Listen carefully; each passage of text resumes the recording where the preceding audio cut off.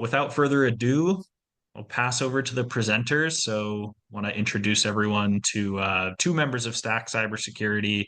We have Tracy Birkenhauer and Rich Miller, and then we also have Austin Ritz from Taylor Turning, small business who has gone through this CMMC process themselves with Stack Cyber. So, going to hear all about their experience and kind of the background as to what is CMMC and all of that stuff. So I'll hand it over to you, Tracy, and feel free to kick things off.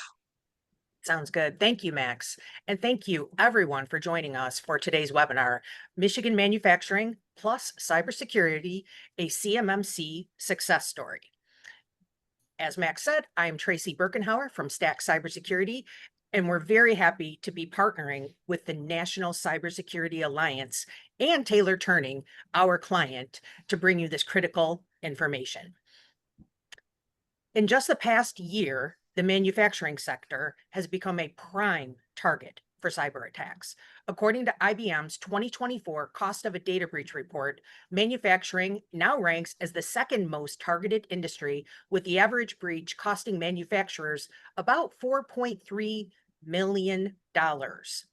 And that's actually a low estimate for a lot of manufacturers. It's an average, of course, because some of the manufacturers that we have spoken with have told us that sometimes if their line goes down, it costs them about $1 million a minute. Okay. So we've had some clients who didn't want to get on our cyber stack, and they have gone, their line has gone down, and basically they are very concerned that it's going to put them completely out of business. So manufacturers are taking this much more seriously than they ever have. And we are so grateful for that.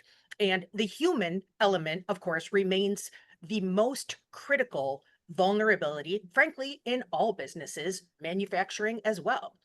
And the National Cybersecurity Alliance's Behave study, one of my personal favorites, they revealed that 35% of employees still write down their passwords on physical paper, and 57% of them admit to reusing passwords across multiple work accounts, creating a significant security gap for manufacturers relying on standard password protection. And for defense contractors, the stakes are even higher. The DoD reports that over $600 billion worth of intellectual property, IP, and sensitive data is stolen from the defense industrial base every single year. This threat is precisely why the DoD has mandated the Cybersecurity Maturity Model Certification, also known as CMMC. So, what is CMMC? Simply put, it's a unified standard for implementing cybersecurity across the defense industrial base. The program verifies that companies have implemented required security measures to protect what they call federal contract information, or FCI, and controlled unclassified information, or CUI.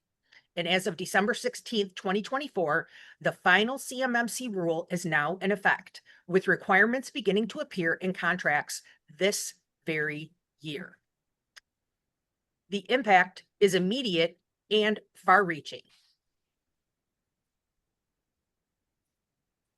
With over 300,000 companies in the defense supply chain, and the DoD estimating that 8,350 medium and large entities will require Level 2 certification assessment, manufacturers need to prepare now to maintain contract eligibility.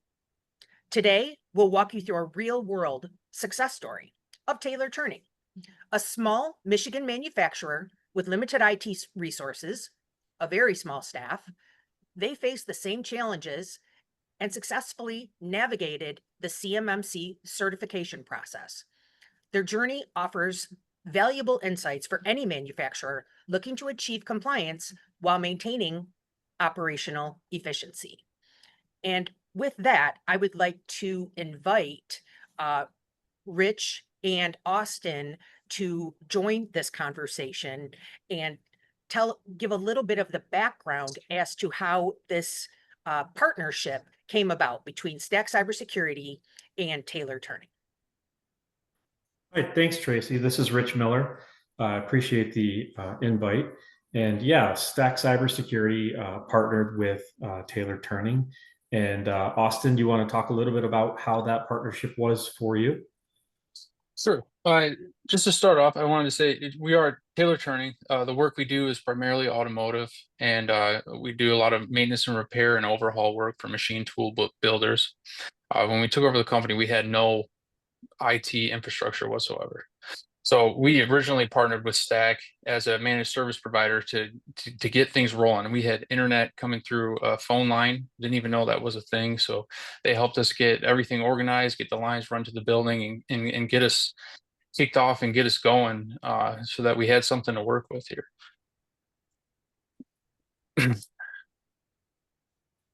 Awesome, thanks. Yeah, so well, what we found when we were working with Taylor Turning, we were providing them with some IT service and support.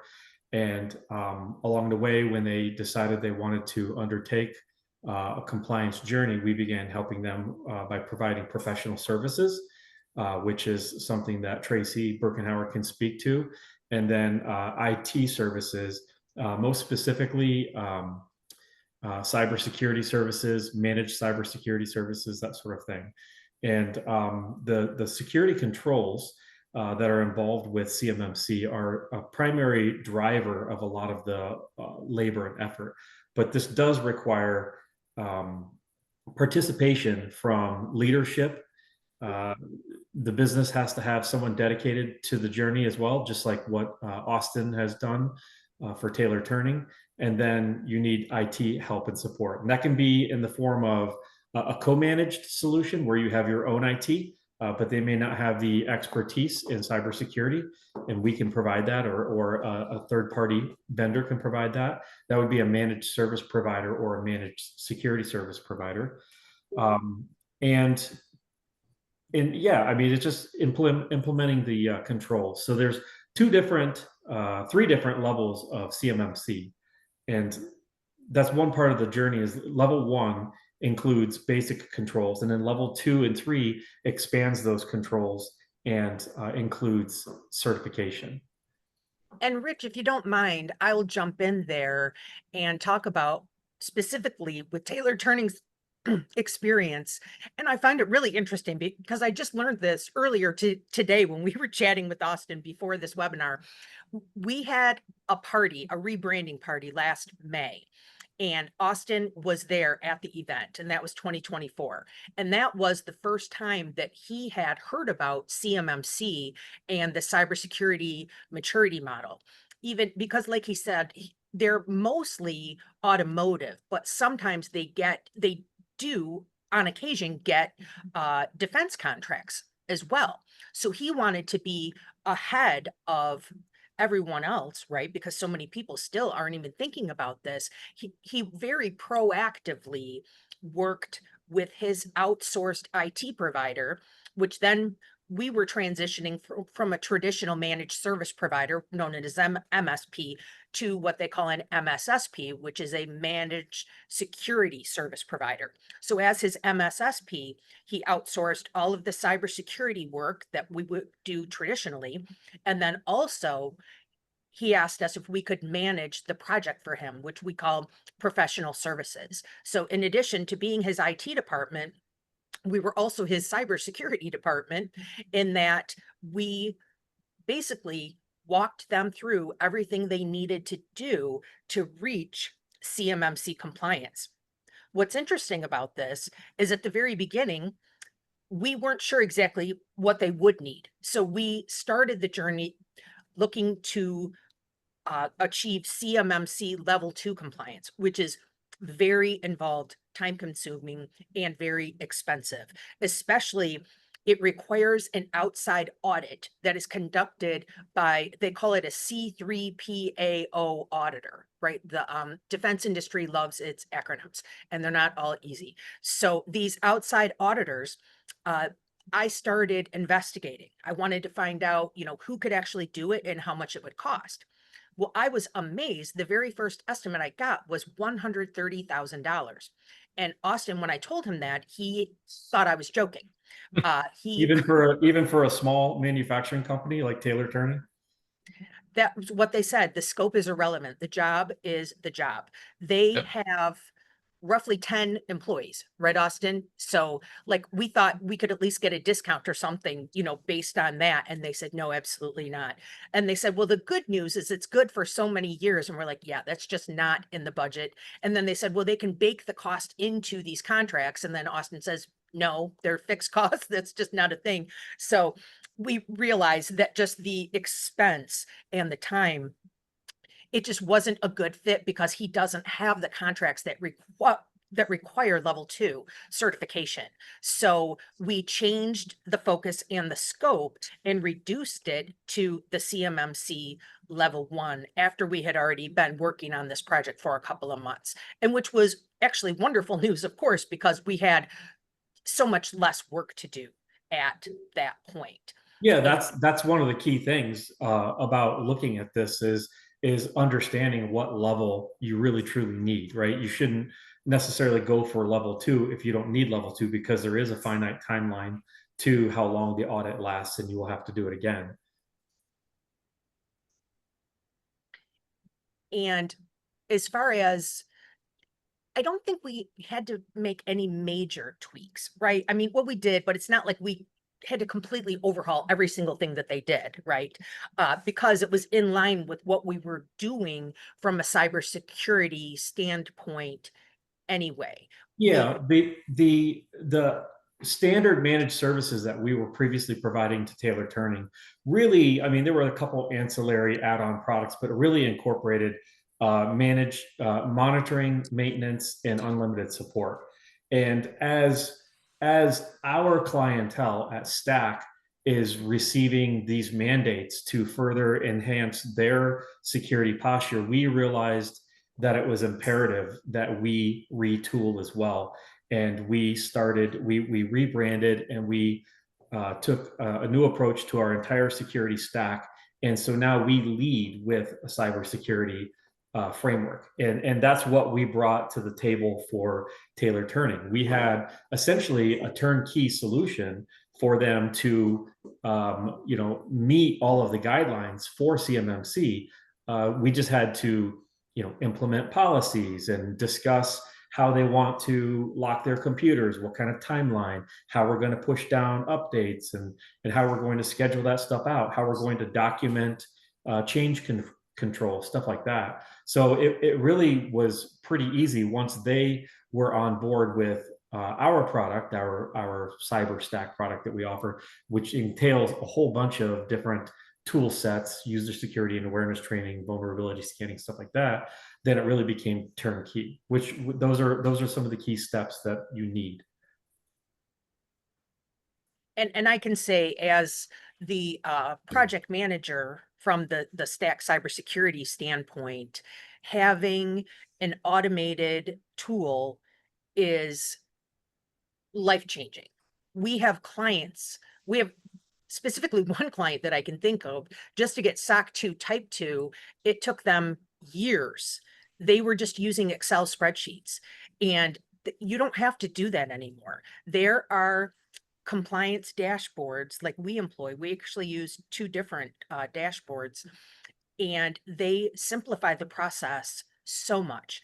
And then we also have templates for policies, and we fine tune them and customize them for each client. It doesn't matter the framework, right? It could be SOC 2, it could be NIST 800-171. We have clients with all these different frameworks, but it really simplifies the process using what they call GRC tools. And I'm just curious, Austin, if you had anything to say about that, because I know that you have really enjoyed using the GRC tool that we have. I feel like it simplified the process for you dramatically. Oh, 100%. I mean, anybody that works with me knows I'm the guy that I'll figure it out. I'll do it myself. I'll research and pull all the resources, and I'm not going to spend the extra money or, involve other people if I can do it myself. But this project is much, much larger than that. And having the framework already laid out with preemptive policies and everything that I could just tweak. I mean, there's so much going into this. It made it a lot easier and much more organized. And can you kind of walk through, especially for people who are tuning in, who are working in a small shop just like you do, like how did you even imagine this before you started down this path? Like, what was your thinking as far as taking the compliance journey? So before I even knew about CMMC, I knew we needed something, right? I didn't know exactly what it was, but I work with extremely smart individuals that have been in the industry for a long time, and they're way smarter than me. But when I mentioned, cybersecurity, when I mentioned technology, when I mentioned I'm the millennial that wants to spend money on technology, we don't need to do that. But I knew moving forward and looking towards the future of where we want to end up, we needed to have something, and that's really where my mind started. So when CMMC was introduced to me, I didn't really know what I was getting myself into and just how large it was. I knew we had three reasons why I wanted to move forward, and we wanted to expand outside of automotive, which is why we did it. There's a big gap in demand versus supply base in defense and aerospace. We wanted to give our current customers more confidence what we're doing. We have customers currently that do have their own contracts, so we're down the line. We affect them. We're an open road to them for hackers because we have less resources and we are being targeted, and we know that. We actually experienced that with somebody we work with that did get hacked. They're similar size to us, and they were down for like a month. They didn't have access to any of their stuff, and they didn't have an MSP or anybody helping them out at the time. So it really was a crux. Made things really difficult. So for those three reasons is really why I said, okay, let's take the leap, and let's see where this goes. And how did that bolster your confidence with working with us? Did you feel like that was a game changer?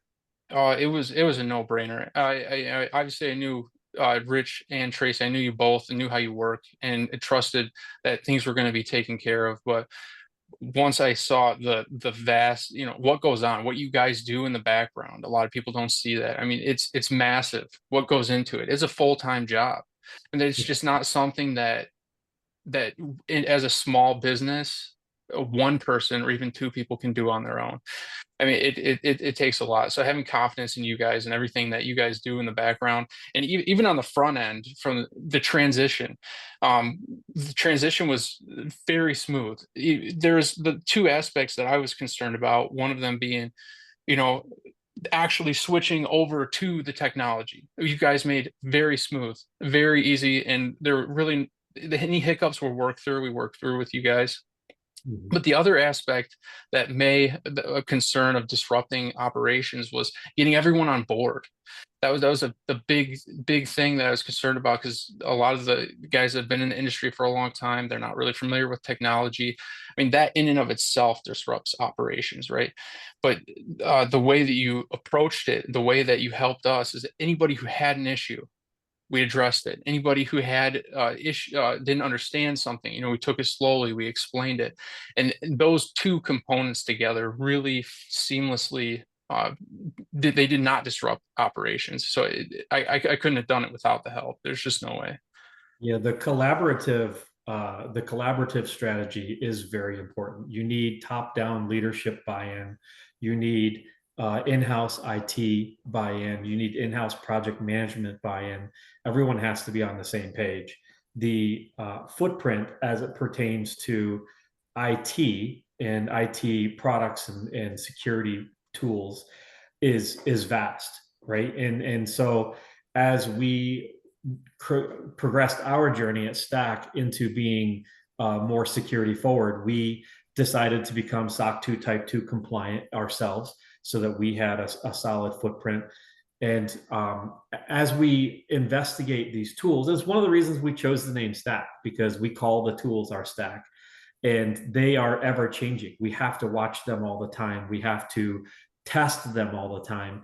And it's one of the key things to look for in your security service provider, is how they're managing those tools. Are they truly watching them? Are they truly investigating them all the time and testing them? One of the key components that sets an MSSP apart from a lot of MSPs is the ability to have SIM, which is Security Information and Event Management. It's one of the tools that's really needed for your CMMC journey.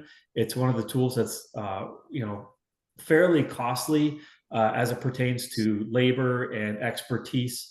And that's one of the reasons that you'll really want to look at an outsourced provider to help you with that. And then really the requirements for the CMMC journey and for the compliance journey is one of the reasons why Stack decided to become an RPO, which is a designation that indicates we are trusted and we know what we're doing as it pertains to guiding you along the journey.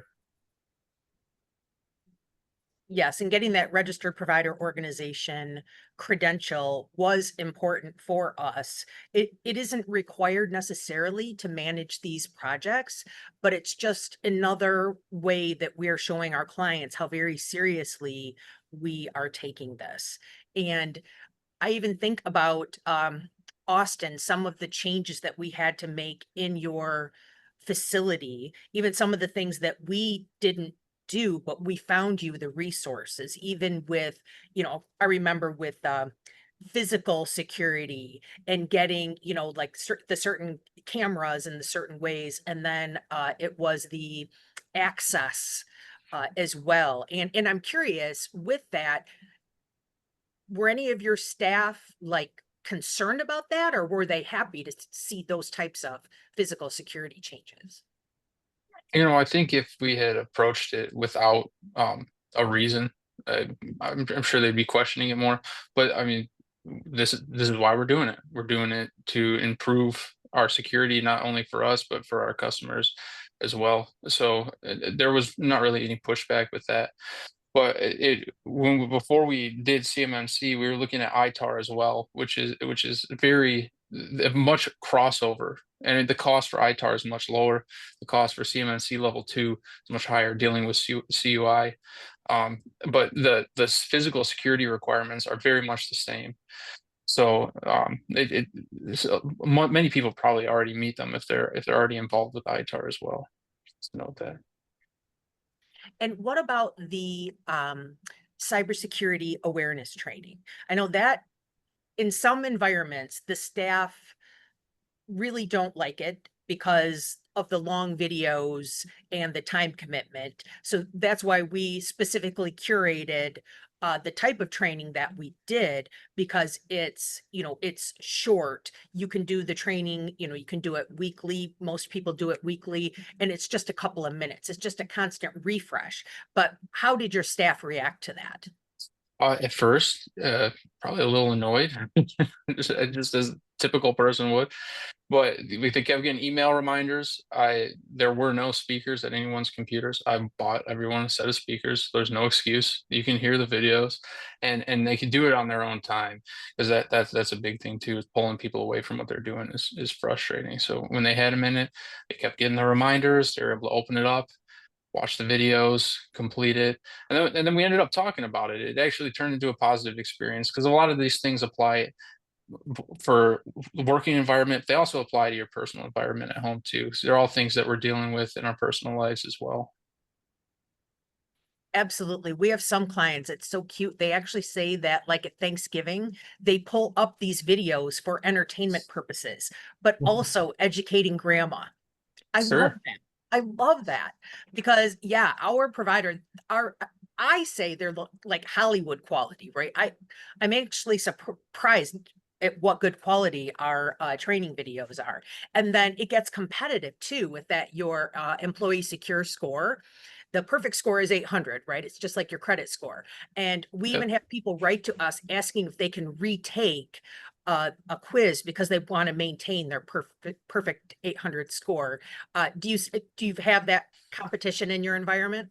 Oh yeah, we were all telling each other scores, seeing who got the highest, and we all did pretty well. But yeah, absolutely, they're very competitive. So that it makes it a lot easier to implement it all. Absolutely.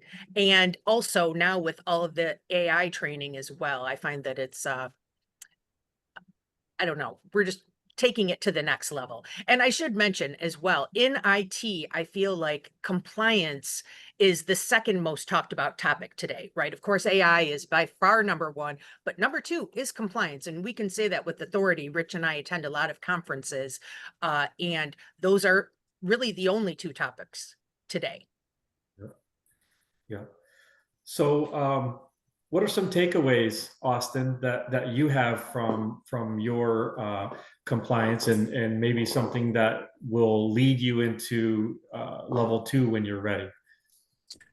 So obviously picking what's the right level for you from the beginning would have been beneficial. We would have moved a little faster, but it's not a big deal. We learned a lot on the way.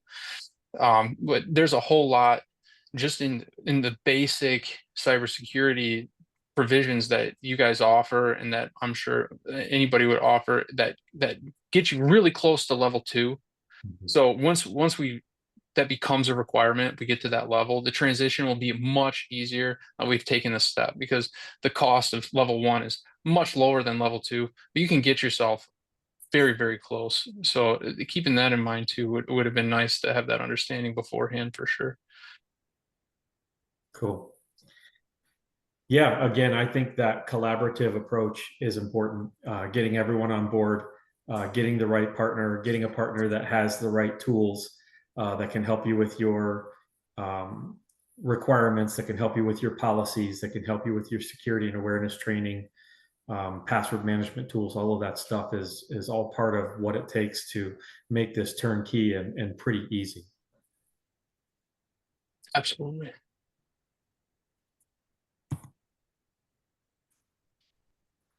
Okay, so we can kick it over to Max if we have any questions.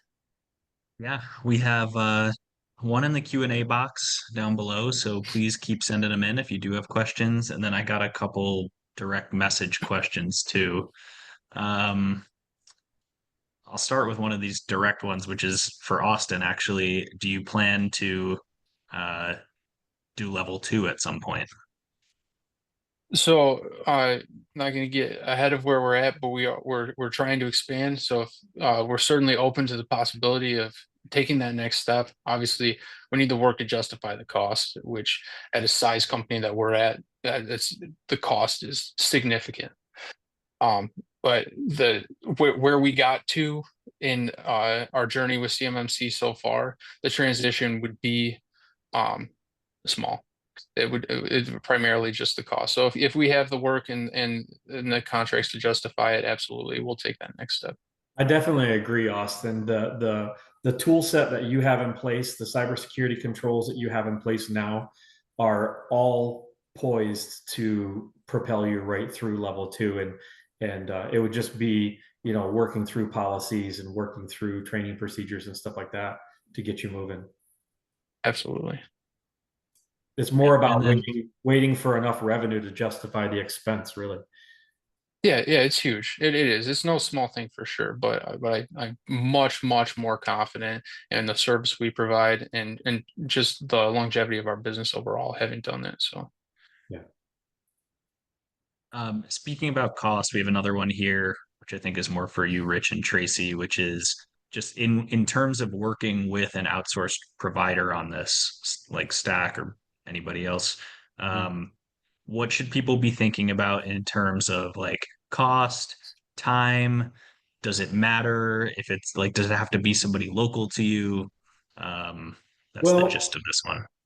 yeah, it doesn't have to be local. You can find an RPO such as Stack nationwide. You can find a MSSP nationwide. There's a lot of them out there. I think cost is a little bit tricky when it comes to the cybersecurity footprint, the tools and the processes from the IT perspective. It usually comes down to how many employees, staff, computers, mailboxes, that sort of thing that you have. And so it really depends on the size of the business, but I think you want to make sure that you are looking at a provider that is monitoring your email, providing you with email filtering, email security, and then monitored email. And then you really need to have your policies locked down. So you want someone that's going to work through your Intune policy management, your security or your firewall policies, your remote access. All of those types of policies and stuff have to be locked down. So the anyone can do it from anywhere, but the cost really depends on the size of the business, and it also depends on whether or not you have your own IT staff. Is this a co-managed solution where we're just coming in and providing you with SIM and maybe an MDR with a managed SOC behind it, and you're handling the rest? Or are we doing everything for you right out of the gate? So those are the key components. Great. And we have a couple questions in the chat. I think this one again is more for Stack. So when working with an MSSP and MSP, do you feel that it's important for a company to still have cyber insurance, or isn't that the job of the MSSP and the MSP? No, it's absolutely important to have cyber insurance. In fact, we contractually we require you carry your own cyber insurance, as do we. That's for you to secure your business and your and be able to have coverage for your revenue stream and your uptime and that sort of thing. It's imperative. Now, when you are on, so we have a few different products in our business, and our premier product, we call it the Cyber Stack. And when you're on the Cyber Stack with us, we actually have insurance providers that will turnkey provide you with the best pricing you're going to find anywhere and with the best policy you're going to find anywhere, because of the tools that we use. So there's a few different insurance carriers out there doing that now, but they're basically like, okay, if you're with Stack and you have the Cyber Stack, we know that you have managed detection and response. We know you have endpoint detection response. We know you have a managed firewall that's being updated all the time. And so they will kind of rubber stamp it and say, yeah, we'll insure you, but you should certainly have your own for sure. Great. And we have another one here, which anyone who wants to take it. Have you seen an uptick in non-government contracts and bids requiring cybersecurity policies and solutions?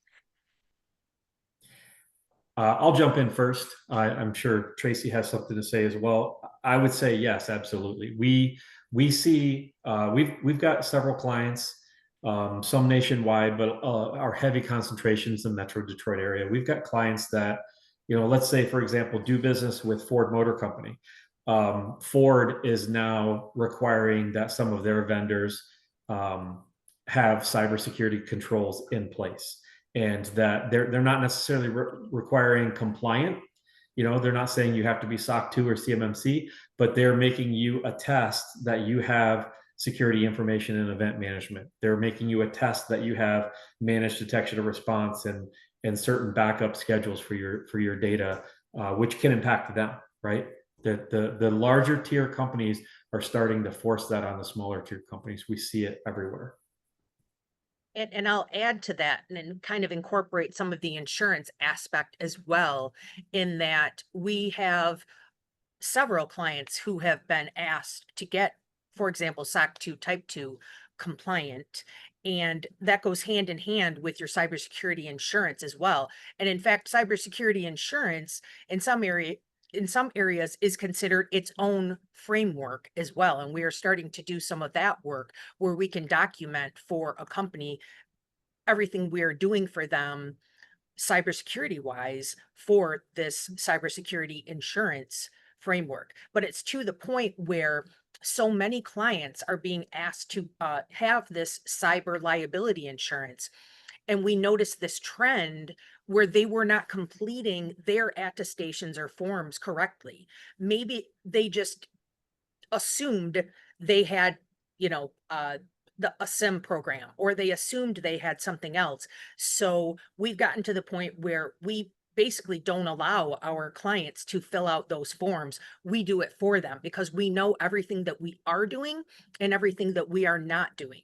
And of course, what we know, and it should be pretty obvious, but if you're not honest or truthful on those forms, clearly the insurance company is not going to cover an incident if and when it occurs. So you want to be as honest as absolutely possible. And then, of course, to plug any cybersecurity leaks as well. Yeah, what I'm seeing with a lot of clients, and what I highly suggest, is becoming compliant only helps your business be better. That's what we've found. We had no specific need to be SOC 2 Type 2. We had a desire to be SOC 2 Type 2. And the desire was twofold. One, we wanted to be on the forefront of managed service providers that are going to be required to be compliant. And two, we just wanted to have the strongest footprint we could. And what I found in our journey is, it was definitely a lot of processes that we didn't have in place. Like, for example, new hire onboarding, having a documented new hire onboarding process that's the same every time, where background checks are done within a certain time frame, where this data is turned in within a certain time frame. Just things like that made us better. And so what we've suggested to clients is look at doing a certification, or following a security framework or controls like NIST. And what they're finding is when their opportunities come along, similar to what Taylor Turney is doing with CMMC1, when the next opportunity comes along, you are already ahead of the curve when it comes to being prepared. And we've seen clients get good business, large contracts, because they already have all of this stuff lined up and ready to go. So when they're looking at bidding something and they say, well, we need to look at your posture, and they're like, okay, here it is, bing, bang, boom, here's all the information. And they're like, oh, wow, okay, you've got your stuff together. We got another question right off the back of that. If you're filling out those forms, does that make you liable if an incident does happen? No, what we do is, in the past, businesses, our clients, would fill out those forms themselves. Now, what we do is, our CISO, in our particular circumstance, it's myself. I will sit with you, and you and I, the client, the leadership of the organization, will go through the questionnaire together at the same time. I'll answer any questions and make sure you understand everything that you're answering. But we have you answer the question, but we help you fill it out along the way, and we explain everything to you. We show you where you have this, we show you where you don't have this. And the key component to that is, I require that to be with a decision maker, and it's a little bit challenging sometimes getting a decision maker to spend an hour looking at a stupid insurance form, but it's usually eye-opening, and we all walk away better for it.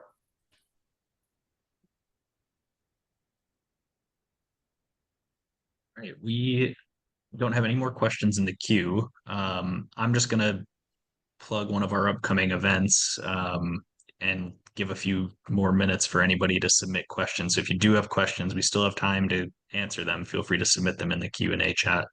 NCA has an event coming up in Cleveland at the end of August. You can find information on our website. I think the Stack team will be there in person, or at least one of you.